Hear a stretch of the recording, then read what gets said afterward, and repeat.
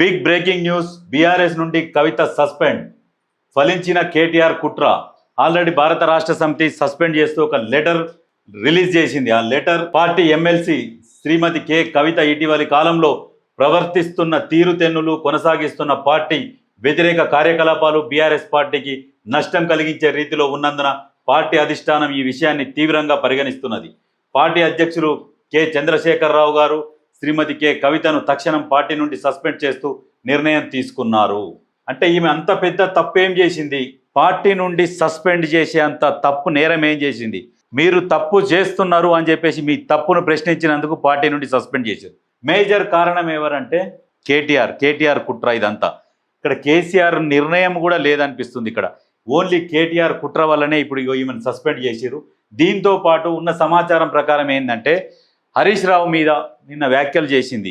కాళేశ్వరంలో దానికి సంబంధించి దానికి పూర్తి బాధ్యత హరీష్ రావే. హరీష్ రావు కూడా అవినీతి అందులో ఉన్నది, మా నాన్నకు సంబంధం లేదు అని చెప్పేసి క్లియర్గా చెప్పింది. చెప్పిన తర్వాత హరీష్ రావు ఏం చేసిండవు, నా మీద ఇన్ని ఆరోపణలు చేస్తుంది, చేసినప్పటికీ నేను పార్టీలో ఉండను, నేను రాజీనామా చేస్తా, లేదంటే ఇక మీ ఇష్టం అని చెప్పేసి హరీష్ రావు కూడా బాగా ఒత్తిడి తీసుకొని వచ్చిండు కేటీఆర్ మీద.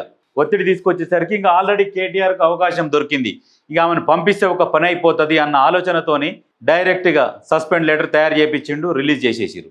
ఆల్రెడీ వాట్సాప్ గ్రూపులలో ఇంట్లో అన్నిట్లలో మెల్లమెల్లగా తీసుకుంటూ వచ్చేసి డైరెక్ట్ సస్పెండ్ చేసేసారు. అసలు ఏంది వీళ్ళ ప్రస్థానం ఏంది, ఎక్కడి నుంచి మొదలైంది, వీళ్ళు ఎట్లా ఉద్యమం సమయంలో టీఆర్ఎస్ అనేది స్థాపించారు. 2001లో స్థాపించి నడిపించుకుంటూ వస్తున్నారు. అప్పుడు ఏంటంటే ఉద్యమం పేరుతోని ఇక్కడిక్కడ ఎవరైతే వ్యాపారవేత్తలు ఉన్నారో, ఈ పక్క రాష్ట్రం నుంచి వచ్చి పెట్టుబడిదారులు ఎవరు ఉంటారో వాళ్ళని బెదిరియడం, తెలంగాణ జై తెలంగాణ అని చెప్పడం, వాళ్ళ దగ్గర నుంచి ఫండ్స్ తీసుకోవడం, అట్లా కొన్ని వేల మంది ఫండ్స్ ఇచ్చారు ఇట్లా ఈ పార్టీకి. ఏమనంటే మేము వస్తాం, మీ దాడి చేస్తాం, మీరు ఎట్లా వ్యాపారం చేస్తారో చూస్తామని బెదిరించేది. ఎందుకంటే అప్పుడు అందరికీ తెలంగాణ కావాలని ఉన్నది కాబట్టి ఎవరు కూడా తెలంగాణ వాదులు, తెలంగాణలో ప్రజలు ఎవరు కూడా ఈ విషయాలను బయటికి చెప్పాలి అప్పట్లో. ఇది వాస్తవం. ఇది ఆ రకంగా బెదిరించుకొని పార్టీని పబ్బం గడుపుకుంటూ వచ్చి లాస్ట్కు తెలంగాణ ఇస్తారు అన్న విషయం కూడా కేసీఆర్కి తెలియదు, వీళ్ళ టీంకి తెలియదు. తెలంగాణ వస్తుందన్న విషయం కూడా వీళ్ళకి తెలియదు.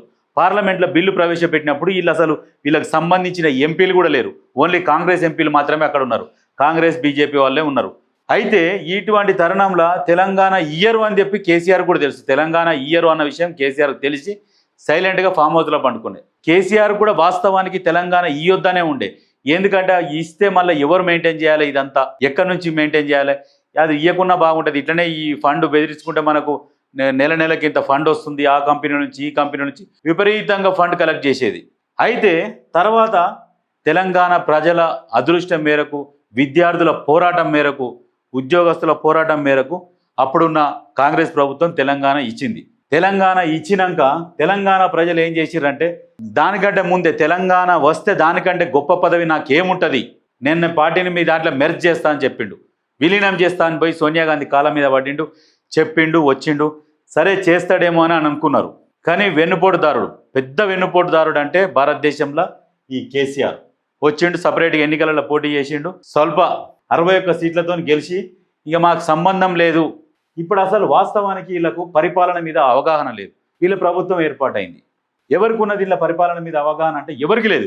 ఎమ్మెల్యేలుగా చేసిరు అంతేగాని ప్రభుత్వాన్ని ఎట్లా నడిపించాలనేది కేసీఆర్ కూడా అవగాహన లేదు. ఆయన ఫామ్ హౌస్లో వండుకుంటే నడుస్తుందా? వచ్చిన తెలంగాణని ఎట్లా కాపాడుకోవాలన్న అవగాహన లేకుండా ఇష్ట రీతిలో కోతికి కొబ్బరి చిప్ప దొరికితే ఎట్లా తింటుందో పిచ్చి పిచ్చిగా ఆ రకంగా పరిపాలన చేశారు. ఆల్రెడీ గతంలో ముఖ్యమంత్రి రేవంత్ రెడ్డి గారు కూడా అన్నారు, వచ్చిన తెలంగాణ కోతుల పాలైపోయిందని చెప్పేసి అని అన్నాడు. బాధతో అన్నాడు. ఎందుకంటే ఈ ఉన్న అప్పులు ఇవి కట్టుకుంటా, ఈ పథకాలు అమలు చేసుకుంటా, ఇబ్బంది పడకుండా బాధతో అన్నాడు. వచ్చిన తెలంగాణ కోతుల పాలైంది, ఇప్పుడన్నా దాన్ని చక్కదిద్దుకుంటూ పోవాలన్నట్టు. అయితే వీళ్ళకి అవగాహన లేకుండా ఇష్టం వచ్చినట్టు పరిపాలన చేసి రకరకాల అవినీతిలు చేశారు. ఏమనుకున్నారంటే అప్పుడు వీళ్ళ అధికారంలోకి రాగానే కాంగ్రెస్లో ఉన్న వాళ్ళని, టీడీపీలో ఉన్న వాళ్ళని అందరినీ బెదిరించి వీళ్ళ పార్టీలో జాయిన్ చేసుకున్నారు. ఇంకా అక్కడ ప్రతిపక్షమే లేకుండా సిఎల్పీలు కూడా విలీనం చేసుకున్నారు. అన్ని విలీనం చేసుకొని ఇంక అక్కడ ప్రతిపక్ష హోదానే లేకుండా తయారు చేసుకుంటూ వచ్చి ఏమనుకున్నారంటే వీళ్ళు ఇంకొక 20-30 సంవత్సరాలు మనమే ఉంటాము, మనం ఏ అవినీతి చేసినా ఎవరు దొరికించుకోలేరు. ఇదంతా ఏంటంటే పరిపాలనల ఒక అవగాహన లేక, ఆ అనుభవం లేక ఇవన్నీ చేసుకుంటూ వచ్చారు. దొరకము అని అనుకున్నారు. వాస్తవంగా ఏం చేశారంటే వీళ్ళు చేసినవి అన్ని గొర్రెల స్కామ్ కావచ్చు, కాళేశ్వరం స్కామ్ కావచ్చు, ఔటర్ రింగ్ రోడ్ స్కామ్ కావచ్చు, ధరణి కావచ్చు, ప్రతిదీ ఏది తీసుకున్న విద్యుత్ కుంభకోణం కావచ్చు, ప్రతి దాంట్లో కూడా ఏ దొరకంలే మళ్ళీ కూడా మేమే గెలుస్తాం అన్న ఒక భావనలో ఉండరు, ఆ ధోరణిలో ఉండి మళ్ళీ కూడా మనమే గెలుస్తాం కదా, మన మీద ఎవరు ఏం చేస్తారులే అనుకున్నారు. ఫోన్ ట్యాపింగ్ చేసి హార్డ్ డిస్కులు కూడా తలగబెట్టేసారు, మూసీలలో పడేసారు దంచి. అది ఏది పార్టీ ఓడిపోయిందని తెలవంగానే ఎమ్మడే ఫోన్లు చేసి దన్న తీపిచ్చారు. అంటే మేము గెలుస్తాము అని అనుకున్నారు. కానీ వీళ్ళ దరిద్రానికి ఏమైందంటే అక్కడ కాంగ్రెస్ పార్టీ గెలిచింది, అక్కడ వచ్చింది రేవంత్ రెడ్డి ముఖ్యమంత్రి అయింది. రేవంత్ రెడ్డి ముఖ్యమంత్రి అయిన దగ్గర నుంచి ఇక వీళ్ళకి టెన్షన్ మొదలైంది. ఇప్పుడు రేవంత్ రెడ్డికి అనుభవం ఉన్నది, మంత్రి పదవి చెయ్యకున్నా కానీ గతంలో డైరెక్ట్ ముఖ్యమంత్రి అయినా కానీ ఆయనకు అనుభవం ఎట్లా ఉన్నది అంటే ఒక అనుభవం ఉన్న నాయకుల దగ్గర పనిచేసిండు, రెగ్యులర్గా వాళ్ళని మానిటరింగ్ చేసేది, వాళ్ళతో పాటు ఉండేది. ఈ రకమైన అనుభవం రేవంత్ రెడ్డికి ఉన్నది. కానీ ఈయనకి ఎక్కడ ఉన్నది? ఈయన చక్కగా వచ్చిండు, ఎమ్మెల్యేగా పోటీ చేసిండు, జై తెలంగాణని తిరగాలి, బెదిరించుకోవాలి, వీళ్ళని ఆంధ్రాలో ఉన్న పెట్టుబడిదారులు ఇక్కడ వచ్చి బతికేటోళ్ళని బెదిరియాలి, వసూలు చేయాలి. ఈ రకంగా పార్టీని పబ్బాన్ని గడుపుకుంటూ వచ్చిన వాళ్ళు తెలంగాణ ఇచ్చేసరికి కుక్కలు చింపిన ఇస్తరాకులాగా తెలంగాణను చేసి ఇప్పుడు లాస్ట్కి ఏం చేసిరు? అంతో ఇంతో ఇప్పుడు వీళ్ళ దాంట్లో సరే కేసీఆర్కు మాటల మాంత్రికుడు, ఆ మాటలు చెప్పి పబ్బం గడుపుకుంటాడు. ఎన్నో మాటలు చెప్పేది, ఇట్లా చేస్తాం అట్లా చేస్తాం, ఏమనుకుర్రు, ఇట్లా అన్నీ గాలి మాటలు చెప్పేది. ప్రజలందరూ ఏం నవ్వుకునేది, అరే అమ్మ మన ఇంటోడు మాట్లాడినట్టే మాట్లాడుతుండగా, మన ఆడకట్టుకున్నోడు మన బజారుకున్నోడు మాట్లాడినట్టే మాట్లాడతాడు. గతంలో ఉన్నోళ్ళేమో కొంచెం పద్ధతిగా ఒక స్పష్టమైన తెలుగులా, అక్కడ ఉమ్మడి ఆంధ్రప్రదేశ్ ఉన్నప్పుడు అక్కడ రాయలసీమ యాస కాకుండా, అక్కడ ఆంధ్ర శ్రీకాకుళం యాస, ఇటు తెలంగాణ ఈ యాస కాకుండా ఒక తెలుగులో మాట్లాడేది ప్రతి ఒక్క ముఖ్యమంత్రి కావచ్చు, రాజకీయ నాయకుడు కావచ్చు. అప్పుడు ఇప్పుడు ఈయన వచ్చి కొత్తగా ఇట్లా మాట్లాడేసరికి అరే ఇక మనోడు కదా అన్నట్టుగా నమ్మితే ఏం చేసి నమ్మిత్రా చిత్తా అంటే అది అయిపోయింది. ఆ రకంగా చేసుకుంటూ వచ్చి ఇవన్నీ జరుగుతున్న తరుణంలో కవిత ఏం చేసింది? ఇవన్నీ జరుగుతున్నాయి, ఇవి కరెక్ట్ కాదు అని చెప్పి అప్పటి నుంచే ప్రశ్నిస్తుంటేనే ఆమెకు అప్పట్లో కూడా మినిస్ట్రీ ఇవ్వకుండా వీళ్ళు అడ్డుపడ్డారు. ఆమెకు మినిస్ట్రీ వద్దు, మనది కుటుంబ పాలన అంటున్నారు, వీళ్ళందరూ తీసుకుంటేనేమో కుటుంబ పాలన కాదు, ఈయన మంత్రి ఈయన ముఖ్యమంత్రి. ఇంకొక ఆయనకు అసలు ఆ సంతోష్ రావుకు ఎందుకు రాజ్యసభ ఇచ్చిర్రు, ఏం చేసిండు, ఏం పోరాటం చేసిండు? తెలంగాణ ఉద్యమంతో సంబంధం లేని వ్యక్తి ఈయన కూడా. ఆ సంతోష్ రావు కూడా ఎందుకు ఆయనకు రాజ్యసభ ఇచ్చిర్రు కుసబెట్టుకొని ఇక ఈ రకంగా పరిపాలన చేసుకుంటా నచ్చినట్టు ఎక్కడ దొరికింది అక్కడ చేసుకుంటూ వచ్చేసరికి ఇప్పుడు రేవంత్ రెడ్డి ముఖ్యమంత్రి అయ్యేసరికి ఆ భయం జొరబడి ఒక్కొక్కటి బయటికి తీస్తున్నారు. ఆ బయటికి తీస్తుంటే ఇక భయానికి ఇక అర్థం కాక పిచ్చిగా విపరీతంగా ప్రవర్తించడము, ఒక ముఖ్యమంత్రి అనే పదవికి కూడా విలువీయకుండా మాట్లాడము, వీళ్ళే కావాల్సుకొని ఏలు పెట్టి గెలుపుకొని రేవంత్ రెడ్డిని బాగా గెలుపుకొని ఆయనను రెచ్చగొట్టిరు. సరే మీరు సైలెంట్గా ఉండి దొంగతనం చేసిరు, లంగ పనులు చేసినాక కూడా అప్పటికి రేవంత్ రెడ్డి నేను కక్షపూరిత రాజకీయాలు చెయ్యను అని చెప్పిండు. మీరేమని ఉంటే సలహాలు సూచనలు ఇవ్వండి. ఈయన ముసలాయనకు కూడా చెప్పిర్రు, రండి అసెంబ్లీకి రండి, మీరు సీనియర్ నాయకులు అంటున్నారు కదా, రండి వచ్చి మీ సలహాలు సూచనలు కూడా మాకు అవసరం అని చెప్పేసి గౌరవంగా చెప్పిండు. అయినా వినలేదు, వినకుండా థర్డ్ క్లాస్ ముఖ్యమంత్రి, అహంకారమైన మాటలు. ఎందుకంటే విపరీతంగా ఈ దొంగ సొమ్ము చేతులు ఉన్నది కదా. ఇక్కడ కవిత కూడా నిన్న మాట్లాడిన మాటలలో ఏం మాట్లాడిందంటే, నీ దగ్గర డబ్బు ఉన్నదనుకోవచ్చు, మీకు టీవీ ఛానళ్ళు పేపర్లు ఉన్నాయనుకొని నా మీద విపరీతమైన ట్రోలింగ్స్ చేయడము, ఇటువంటి చేస్తే బాగుండదు, జాగ్రత్త, ఒళ్ళు దగ్గర పెట్టుకొని ఉండండి, మీరు ఒక్కటి చేస్తే మేము 10 చేస్తామని హెచ్చరించింది. ఎవరిని? ఇప్పుడు కవిత మీద సోషల్ మీడియాలో ట్రోల్ చేసేది ఎవరు చేపిస్తున్నారు? ఇక వీళ్ళు చేపిస్తేనే ఆమె ట్రోల్ అవుతుంది. ఆమె అన్ని తట్టుకుంటూ వస్తున్నది గతం నుంచి కూడా. ఇప్పుడు లిక్కర్ స్కామ్ దాంట్లో ఇరగడానికి కూడా ప్రధాన కారణం వీళ్ళు ఆమెను ఎట్లకెళ్ళి ఆమెని ఫస్ట్ నుంచి కూడా ఆమె మీద ఒక ఫోకస్ పెట్టిరు. ఈమెను ఎట్లనైనా మొత్తం బంధించేయాలి, ఈమెను క్లోజ్ చేయాలి, ఈమె రాజకీయ జీవితం క్లోజ్ చేయాలి, లేదంటే మనకే ముప్పు ఉంది అనుకున్నారు. ఇక ఈ రకంగా ప్లాన్ గీసుకొని సక్సెస్ అయినని వీళ్ళు అనుకుంటున్నారు. కానీ ఇక్కడ జరిగింది ఏంది? కాళేశ్వరం కమిషన్ మీద కవిత మాట్లాడిన మాటలు వాస్తవం, 100% వాస్తవమే మాట్లాడింది. ఎందుకంటే దాంట్లో హరీష్ రావు పాత్ర కూడా ఉన్నది. అందుకనే అప్పుడు ఆయన మంత్రి నుంచి తొలగించి వేరే శాఖ అప్పచెప్పిర్రు ఆయనకు అని చెప్పేసి క్లియర్గా చెప్పింది. నిజాలు మాట్లాడినందుకు కవిత సస్పెండ్ అయింది. ఇక మీది రాజనీతి ఎక్కడున్నది మీకు? ఇప్పుడు మీ సొంత కుటుంబ సభ్యురాలనే పార్టీ నుంచి సస్పెండ్ చేసిరు. దీనికి ప్రధాన కారణం కూడా ఇప్పుడు హరీష్ రావు ప్రెజర్ ఎక్కువైపోయేసరికి సస్పెండ్ చేసిరు. ఒకవేళ హరీష్ రావునే సస్పెండ్ చేయవచ్చు, హరీష్ రావుని సస్పెండ్ చేసినా పెద్ద ఫరక్ పడదు. కానీ హరీష్ రావుని సస్పెండ్ చేస్తే ఈయన ఒప్పుకోడు. ఇదంతా ఈయన స్కెచ్ అన్నట్టు. హరీష్ రావుని ఎందుకు సస్పెండ్ చేయాలంటే హరీష్ రావు ఉండమంటూ ఉంటాడు ఎమ్మటి, బావ నువ్వు ఇది చూసుకో, నేను ఇక్కడ సైడ్ దున్నుకుంటా, నువ్వు అక్కడ సైడ్ దున్నుకో అంటే ఇక రెడీగా సిద్ధంగా ఉందామని హరీష్ రావు కూడా ఫిక్స్ అయ్యిండు కాబట్టి వీళ్ళిద్దరికి ఒక అండర్స్టాండింగ్ వచ్చింది. ఇక్కడ కవిత ఏంటంటే నేను కూడా పార్టీలో ఒక భాగస్వామ్యురాలనే, నాకు కూడా ఉంటుంది వాటా అని ఖచ్చితంగా నిలదీసినందుకు ఎప్పటికైనా నాకు ప్రమాదమే అని అనుకుండు కేటీఆర్. అనుకొని ఈమెని రాజకీయంగా క్లోజ్ చేయాలని, రాజకీయంగా ఉండనియొద్దు అన్న ఉద్దేశంతో ఇదంతా కుట్ర. ఎట్లా అంటే పొమ్మన లేక పొగబెట్టుకుంటా అని అంటారు కదా. గత కొన్ని దగ్గర ఒక సంవత్సరం 2 సంవత్సరాల నుంచి ఈ ఎలక్షన్లు అయిపోయినా, అంతకుముందు కూడా ఉండే, కాకపోతే ఏంటంటే అధికారంలో ఉన్నారు కాబట్టి ఎవరు బిజీలో వాళ్ళు ఉన్నారు కాబట్టి ఎక్కువ పట్టించుకోలే. ఇప్పుడు ఈ అధికారం పోయినాక ఏంటంటే ఇంకా విపరీతమైన ప్రెజర్ చేస్తున్నారు. ఎక్కడికి వెళ్ళి ఆమెని సోషల్ మీడియాలో టార్గెట్ చేయడము, ఈ రకంగా మానసికంగా ఇబ్బందులు పెట్టడము. ఇప్పుడు ఆ జైలుకు పోయినప్పుడు కనీసం రోడ్ల మీదకి వచ్చి కూడా ధర్నాలు కూడా చేయలే. వాస్తవంగా చెప్పుకోవాలంటే ఇప్పుడు జస్ట్ సిబిఐ, ఇప్పుడు ఆల్రెడీ ఇప్పుడు ఉన్న ప్రభుత్వం ఏం చేసింది, గతంలో సిబిఐని ఈడీని రాకుండా ఒక జీవో తీసుకొచ్చిండు, రాష్ట్రానికి రాకుండా. రాత్రి వస్తే ఏం బిక్కుంటారో, ఎట్లా ఏం బిక్తారో చూద్దాం, మీరు ఎట్లా వస్తారో రండి చూద్దామని సిబిఐని ఈడీని కూడా అన్నాడు. ఆ జీవోని రద్దు చేస్తూ సిబిఐకి అనుమతులు ఇస్తూ మళ్ళీ ఇంకొక జీవో ప్రవేశపెట్టింది. ఇప్పుడు ఎప్పుడైతే సిబిఐకి అనుమతులు ఇచ్చిరో కాళేశ్వరం మీద సిబిఐ విచారణ జరపాలని చెప్పేసి ఎప్పుడైతే సిబిఐకి ఇచ్చింది అనగానే ఇక మొత్తం బీఆర్ఎస్ భవన్ నుంచి వెంటనే ధర్నాలు, రోడ్ల మీద రాస్తారోకులు చేయరు, నల్ల జెండాలు వేసుకొని అనగానే అందరూ వచ్చి నల్ల కండవలు వేసుకొని కాంగ్రెస్ ఏం కుట్ర చేసింది అక్కడ? మీరు చేసిన అవినీతిని ఆ చిట్టాన్ని సిబిఐకి అప్పగించింది. సిబిఐ వాళ్ళు విచారణ జరుపుతారు, వాళ్ళు విచారణ జరిపి వాళ్ళు చర్యలు తీసుకుంటారు. అసలు సిబిఐ విచారణ జరపక ముందుకే, చర్యలు తీసుకోక ముందుకే 2 సార్లు కోర్టుకు పోయారు దొంగలు. ఏంది దాన్ని స్టే తీసుకుంటాను, విచారణ జరపొద్దు, చర్యలు తీసుకోవద్దు, దాన్ని రద్దు చేయండి, లేదంటే స్టే ఇవ్వండి అని చెప్పేసి 2 సార్లు కోర్టుకు పోయారు.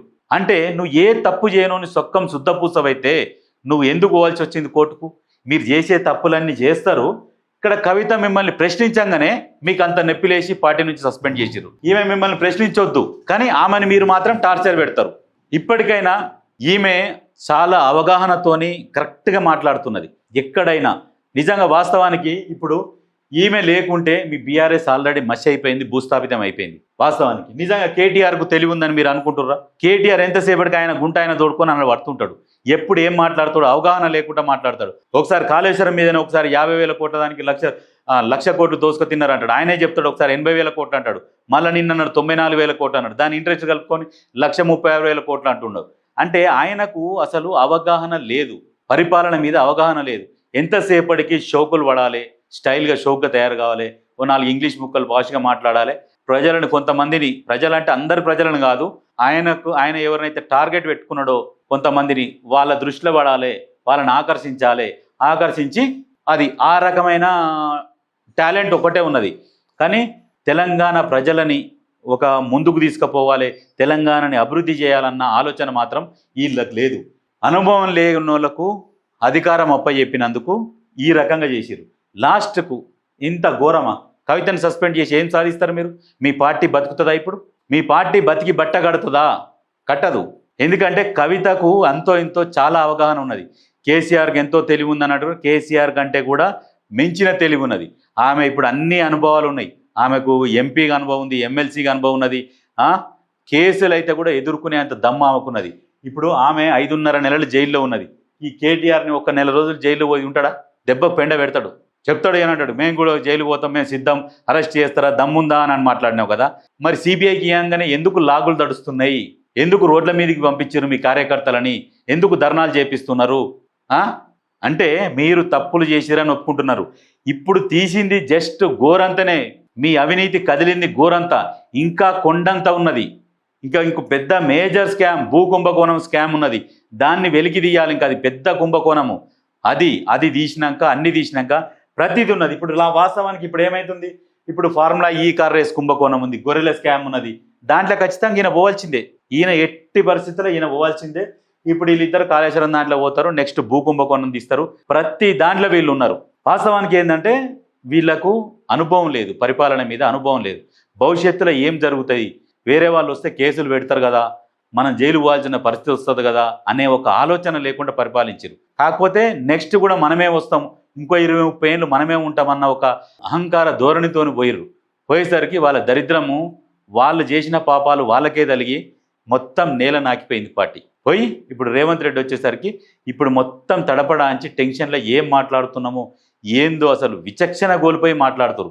ఒకదానికొకటి పొంతన లేకుండా మాట్లాడుతున్నారు. హరీష్ రావు కాళేశ్వరం కమిషన్ ముందు ఏం మాట్లాడిండు?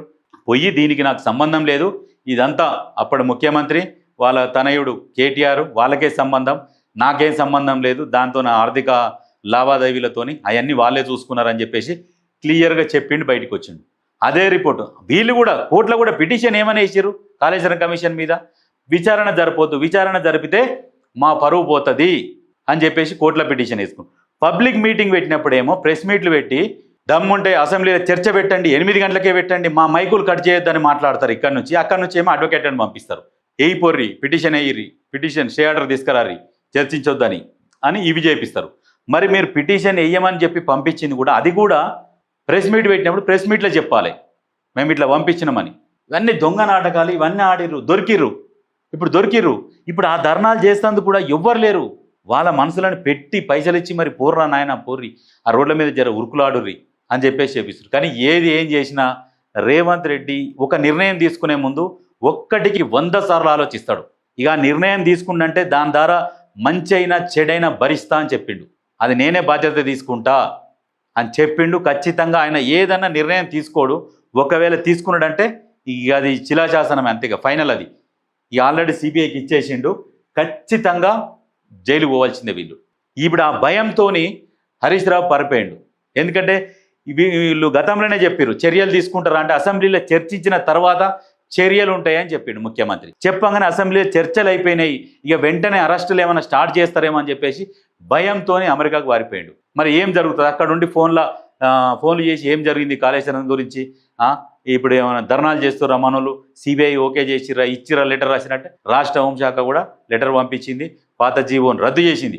ఎవరిని సిబిఐని రాష్ట్రానికి అనుమతి లేకుండా ఒక జీవో తెచ్చిండు, ఆ జీవోని రద్దు చేసి ఇప్పుడు సిబిఐ రాష్ట్రాలకు వస్తేందుకు అనుమతులు ఇస్తే ఇంకో జీవో పాస్ చేసిర్రు. ఇప్పుడు ఉంటుంది ఆట మొదలైంది. కవితక్క కూడా ఇప్పుడు నెక్స్ట్ పార్టీ పెట్టే ఆలోచనలో ఉండొచ్చు అని చెప్పేసి రకరకాల పుకారులు వేస్తున్నాయి. కానీ ఇప్పటింతలా ఆమె అంత నిర్ణయం తీసుకోదు, ఆచి తూచి నిర్ణయం తీసుకుంటుంది. పెడుతుండొచ్చు, 100% పార్టీ పెడుతుంది, పెట్టాల్సిందే. ఎందుకంటే ఇది మునిగిపోయిన పడవ, ఇక ఈ పార్టీలో ఉన్నారంటే ఇజ్జత్ తక్కువ. ఎవరు కూడా చాలామంది కూడా ఇప్పుడు ఇళ్ళ నుంచి అందరు పోయి ఇప్పుడు ఈమె దగ్గర ఉన్నారు. బీఆర్ఎస్ భవన్లో ఎంతమంది ఉన్నారో అంతకంటే ఒక 10 మంది ఎక్కువనే ఉంటారు ఇప్పుడు కవిత వాళ్ళ ఇంటి దగ్గర. మీరు ఒకసారి చూడండి, మీడియాలలో కావచ్చు, ఛానళ్ళల్లో కావచ్చు, అన్నిట్లలో ఎక్కడైనా చూడండి, ఈమె దగ్గర ఎక్కువ ఉంటారు. ఈ బీఆర్ఎస్ నుంచి కూడా చాలామంది కార్యకర్తలు వచ్చేసి మన కవితక్క దగ్గర జాయిన్ అయిపోయారు చాలామంది. ఏంటంటే ఇది మునిగిపోయింది, దీన్ని లేవట్టడం కేటీఆర్తోని కాదు. హరీష్ రావుకు పగ్గాలప్ప చెప్తాడంటే హరీష్ రావుకు అప్ప చెప్పాడు. నేనే ఉండాలా, నేను ముఖ్యమంత్రి కావాలన్న ఒక కోరిక. దాన్ని ఏమంటారు అంటే, దాన్ని ఏదో అంటారు, దాన్ని ఇక తెలుగులో చెప్తే ఈ గలీజ్గా ఉంటుంది, బాగుంటుంది. కానీ అంత ఆయనకు అది ఉంది, అయితే అన్న ఆశ ఉంది, కానీ అత్యాశ ఉన్నది కాడు. ఆయన జన్మల కూడా ముఖ్యమంత్రి కాదు కదా, మంత్రి కూడా కాలేడు. ఒకవేళ ఇక ఇప్పుడు ఈ కేసుల వల్ల తప్పించుకోవడానికి తర్వాత కార్యాచరణ ఏందనేది తీసుకోవాలి వీళ్ళు, అంతే తప్పితే వీళ్ళు మాత్రం జన్మల ఇక మంత్రులు కూడా గారు. హరీష్ రావుని ఏమనుకున్నాం, హరీష్ రావు అంతో ఇంతో మంచోడు అనుకున్నాం. కానీ హరీష్ రావు కూడా గట్టిగా సంపాదించిండు భయంకరంగా. ఏం తెలియనట్టు ఉంటాడు, ఎంతసేపటి ప్రజలను చూడగానే నవ్వుకుంటా ఇట్లా అని అనుకుంటా, ఏం లేవు మా దగ్గర, మేము ఇక అందరు రేపు చేస్తున్నాం అంటే మేము ఇయ్యాలనే చేస్తున్నాం అన్నట్టుగా తిరుగుతాడు. కానీ 1000 కోట్లు ఎన్నికేసిండు హరీష్ రావు కూడా. ఈ రకంగా తీసుకున్నారు. సరే, ఈమె పార్టీ పెట్టదా తర్వాత సంగతి. ఇంకొక విషయానికి ఆలోచనకు వస్తే నెక్స్ట్ ఏం జరుగుతుంది, ఈమెను సస్పెండ్ చేసినాక బీఆర్ఎస్ ఎట్టుపోతుంది, ఏం చేస్తుంది? బీఆర్ఎస్ ఎట్టుపోదు. ఇక ఆల్రెడీ విలీనం అనుకున్నారు కదా, ఆ విలీన ప్రక్రియ వేగవంతం చేస్తారు. ఆ విలీన ప్రక్రియ వేగవంతం చేసి దాదాపు ఎంత తొందరగా పాసిబుల్ అయితే అంత తొందరగా ఇక విలీనం దిశగా అడుగులేస్తారు. ఎందుకంటే ఇప్పుడున్న పరిస్థితులల్లో కేసీఆర్ బయటికి మాత్రం రాలేడు. ఇప్పుడు ఈ సస్పెండ్ ఇదంతా కేటీఆర్ చేయించిందే, కేసీఆర్ది కాదు. అక్కడికి పోతారు, వీళ్ళే పక్కన కూర్చొని మాట్లాడుకునే ఉంటుంది. కానీ కేసీఆర్ ఇప్పుడు నిర్ణయాలు కూడా తీసుకుంటలేడు అని మాకున్న సమాచారం. అయితే ఇక నెక్స్ట్ ఏం జరుగుతుందంటే విలీనం దిశగా అడుగులేస్తారు. ఇంకొకసారి డౌట్ ఏమనిపిస్తుంది అంటే, ఈమెని పార్టీ నుండి సస్పెండ్ చేసి ఈమెతోని సపరేట్ పార్టీ పెట్టిద్దామా అన్న ఆలోచన వీళ్ళకు ఉన్నది. ఇదంతా కుట్ర, వీళ్ళు ఆడుతున్న డ్రామా అని కూడా అనుకోవచ్చు. కొంతమంది అట్లా కూడా ఎక్స్పెక్ట్ చేస్తారు. ఏంటంటే ఎట్లయినా మేము విలీనం చేస్తున్నాం కదా, విలీనం తర్వాత మనకంటూ ఒక గ్రిప్ ఉండాలి. గ్రిప్ ఉండాలంటే అది ఎవరితోని, ఇక కవితతోనే సొంత పార్టీ పెట్టించేసి ఆమెను సస్పెండ్ చేసి మనం కూడా నెక్స్ట్ ఒకవేళ మనం ఇక్కడ ఏదన్నా ఇదైతే కవిత స్ట్రాంగ్ అయితే మళ్ళీ మనం ఏమైనా అధికారం చేపట్టొచ్చన్న ఆ దురుద్దేశం కూడా ఉండొచ్చని చాలామంది ఆలోచిస్తున్నారు. కాకపోతే ఏంటంటే అంత ఈజీ కాదు రాజకీయాలల్లో. ఇప్పుడు ఏమో కవిత పార్టీ పెట్టంగానే సరే 5 ఏళ్ళకో 10 ఏళ్ళకో ఎమ్మటే అధికారంలోకి రావడం అనేది అంత ఈజీ కాదు. టీఆర్ఎస్ అనేది ఏంటంటే అది అప్పుడు ఉద్యమం చేసిరు. ఆల్ పార్టీస్ అన్ని పార్టీలలో ఉన్న కార్యకర్తలు సపోర్ట్ చేసిరు. ఏదన్నా ధర్నా అనగానే అందరు వచ్చేసేది బయటికి, తెలంగాణ కోసం అనగానే. ఇప్పుడు బీఆర్ఎస్ ఏదైనా ధర్నా అంటే బయటికి వస్తుర్రా? ఎవరు రారు. ఏమిస్తావు నువ్వు, ఏం చెప్పినా నువ్వు జై తెలంగాణ జై తెలంగాణ అని ఇద్దరు రాసుకున్నా కానీ రారు బయటికి. ఎందుకంటే అందరికి అర్థమైపోయింది క్లియర్గా ఇది మునిగిపోయింది. కాబట్టి ఇది మెర్జ్ అయ్యే పార్టీ.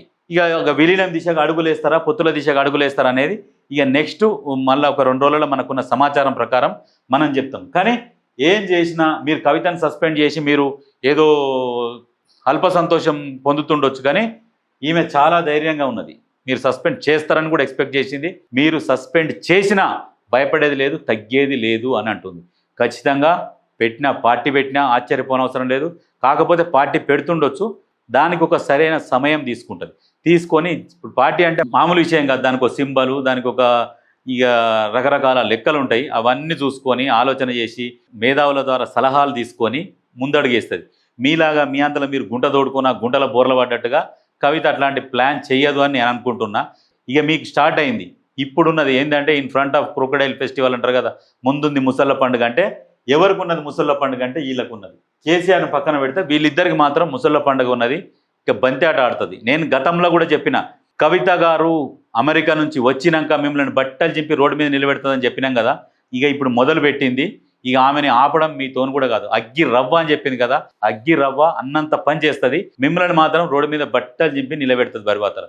మీకు అసలు మీరు ఎమ్మెల్యే కూడా గెలవడానికి కూడా ఇక మీరు అసలు దరిదాపులో కూడా పోకుండా చేస్తుంది. 100% ఇది జరుగుతుంది. చూడుర్రి, మీరు ఈరోజు ఇదే చెప్తున్నా, రేపు భవిష్యత్తులో కూడా ఖచ్చితంగా ఈ న్యూస్ గుర్తుపెట్టుకోర్రి.